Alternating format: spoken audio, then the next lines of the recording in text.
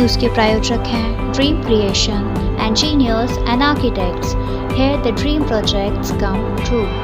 नमस्कार, स्वागत है आपका वंदे भारत न्यूज की इस खास पेशकश में। और मध्य प्रदेश में विधानसभा उपचुनाव का बिगुल बज चुका है। तारीखों का ऐलान भले ही ना हुआ हो, लेकिन बावजूद इसके मध्य प्रदेश में उपचुनाव का माहौल जो है वो पूरी तरह से अब दिखने लगा है। आज मध्य प्रदेश के मालवा क्षेत्र की 3 महत्वपूर्ण सीटों पर दस्तक दी है मुख्यमंत्री शिवराज सिंह चौहान और साथ ही साथ वरिष्ठ नेता और अब भारतीय जनता पार्टी का एक चेहरा कहा जाने वाले, नया चेहरा कहे जाने वाले ज्योतिरादित्य सिंधिया ने तो आज मालवा क्षेत्र में पहुंची थी शिव ज्योति एक्सप्रेस, यानी कि शिवराज सिंह चौहान और ज्योतिरादित्य सिंधिया की जोड़ी।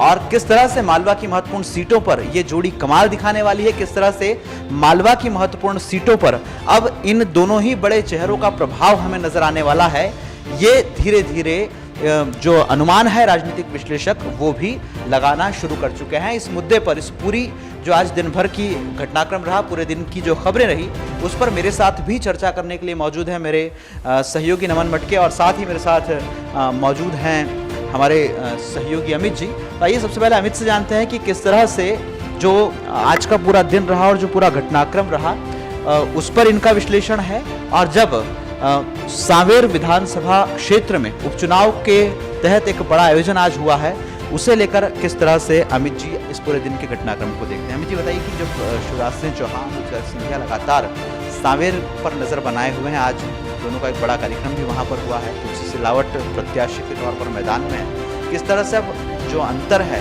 वो हमें उपचुनाव में देखने को जी बिल्कुल, जैसा कि सांवेर में अभी सीएम साहब की सभा है और वहाँ पे जो प्रत्याशी हैं कांग्रेस के वो प्रेमचंद गुड्डू हैं। निश्चित तौर पे ये एक बहुत बड़ी दोनों ही जो पार्टियां हैं, दोनों ही दिग्गज पार्टियां हैं, बीजेपी की और कांग्रेस की। कांग्रेस के प्रेमचंद गुड्डू की बात कही जाए तो प्रेमचंद गुड्डू ने भी पहले जो कार्य किए हैं काफ़ी सांवेर में, और अब जब चुनावी मैदान में बीजेपी के जो सिंधिया जी हैं वो बीजेपी में शामिल हो गए हैं। उन्होंने भी अभी जो सभा की है इसमें हुंकार भरी है और कांग्रेस को तगड़ी टक्कर देने के लिए वो भी आज मैदान में आए हैं। सांवेर में उन्होंने सभा बीजेपी के पक्ष में ली है। तो निश्चित तौर पे एक बीजेपी और कांग्रेस दोनों की बराबरी की टक्कर है। लगा है सांवेर में, ये कहा जा सकता है बिल्कुल।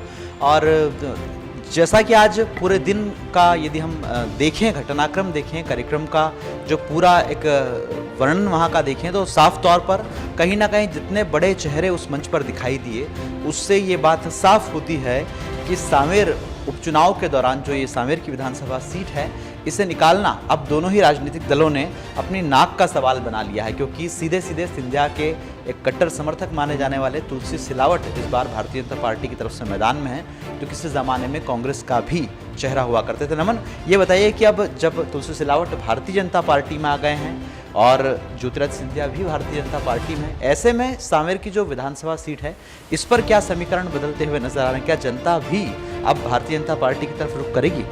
देखिए राहुल जी, मैं आपको बता दूं स्पष्ट रूप से कि सांवेर की जो विधानसभा है वो इंदौर जिले के अंदर आती है।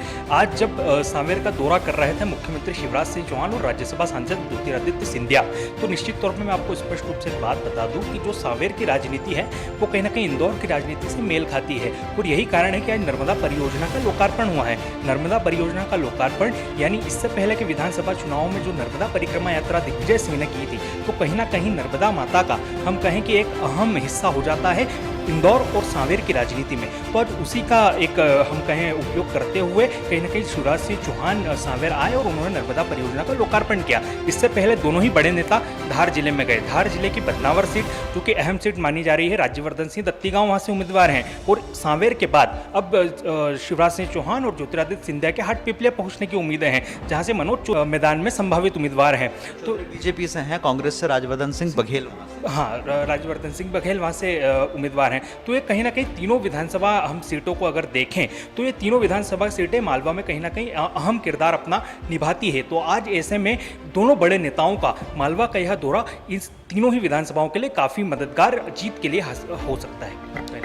क्या लगता है, अब जब बड़े चेहरे मैदान में आ गए हैं, इससे पहले कमलनाथ ने सावेर का दौरा किया था और तब से ये कयास लगाए जा रहे थे क्या मुख्यमंत्री यहाँ पहुँचेंगे, क्या ज्योतिरादित्य सिंधिया यहाँ पहुँचेंगे, लेकिन अब दोनों नेताओं ने जो माहौल बनाया है उसके बाद कहीं ना कहीं कांग्रेस के खेमे में भी खलबली का माहौल तो होगा ही। अब कांग्रेस की तरफ से कौन सा बड़ा चेहरा हो सकता है जो मालवा की इन सीटों पर एक बार फिर से अपना दौरा या सभा या किसी कार्यक्रम में शामिल हो सकता है, क्या अनुमान है आपका? देखिए, मैं आपको बता दूं, शिवराज सिंह चौहान से पहले कांग्रेस ने जब अपने एक बड़े जनसंपर्क की शुरुआत की थी तो कमलनाथ से की थी। कमलनाथ के बाद अब ऐसा कोई बड़ा चेहरा हमें यहाँ तो संभावित रूप से नजर नहीं आ रहा मध्य प्रदेश में, लेकिन हाँ, ये कयास जरूर लगाए जा रहे हैं कि प्रियंका गांधी जरूर एक बार मध्य प्रदेश आ सकती हैं और वहीं कहीं ना कहीं राहुल गांधी के भी यहाँ आने के कयास मजबूती से लगाए जा रहे हैं, क्योंकि ज्योति पटवारी जो कि इंदौर से विधायक हैं उनके काफ़ी नज़दीकी माने जाते हैं। तो अब ये तो देखने वाली बात होगी कि आने वाले दिनों में कांग्रेस का ऐसा कौन सा बड़ा नेता आता है जो इन चुनावों को प्रभावित कर पाता है। एक बात हमेशा यहाँ ये भी देखने को आती है कि जनता किसका सहयोग करेगी। जब राजनीतिक आयोजन होते हैं तो कहीं ना कहीं, और चुनाव में खासकर, जनता पर बहुत सारे समीकरण निर्भर करते हैं। सांवेर की जनता ने हमेशा से कांग्रेस के पक्ष में माहौल बनाया है और इसी का जो फल है वो तुलसी सिलावट को भी मिलता आया है। लेकिन अब कहानी पूरी तरह से अलग है। अब तुलसी सिलावट बीजेपी में है। क्या जनता भी एक बार फिर बीजेपी के साथ नजर आ रही है? देखिए राहुल जी, ये तो स्पष्ट रूप से देखने वाली बात होगी कि इस बार सांवेर की जो जनता का रुख है वो किसकी तरफ होता है। कहीं ना कहीं मैं आपको बता दूं कि स्पष्ट रूप से दोनों ही जो उम्मीदवार हैं, चाहे कांग्रेस से आप बात करें प्रेमचंद कुड्डू की, चाहे भारतीय जनता पार्टी से बात करें तुलसी सिलावट की, तो इन दोनों का कहीं ना कहीं कांग्रेस से संबंध हमेशा से रहा है। तो इस बार देखने वाली बात स्पष्ट रूप से ये होगी कि इन दोनों ही नेताओं में से किसको सांवेर की जनता अपना विश्वास दिलाती है या जीत का आशीर्वाद देती है।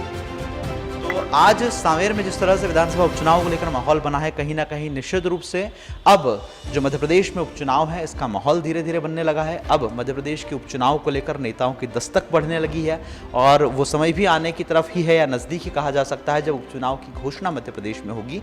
तमाम सारे जो दिग्गज हैं वो लगे इसी बात पर हैं कि चाहे कुछ भी हो जाए, हम इस सीट को निकाल कर रहे हैं। और ऐसे ही तमाम सारी सीटों पर अब मुख्यमंत्री शिवराज सिंह चौहान, ज्योतिरादित्य सिंधिया सहित दोनों ही दलों के बड़े नेता धीरे धीरे अपनी दस्तक भी देने लगे हैं। तो वंदे भारत न्यूज़ के लिए मेरे साथ थे मेरे सहयोगी नमन मटके और अमित श्रीवंश।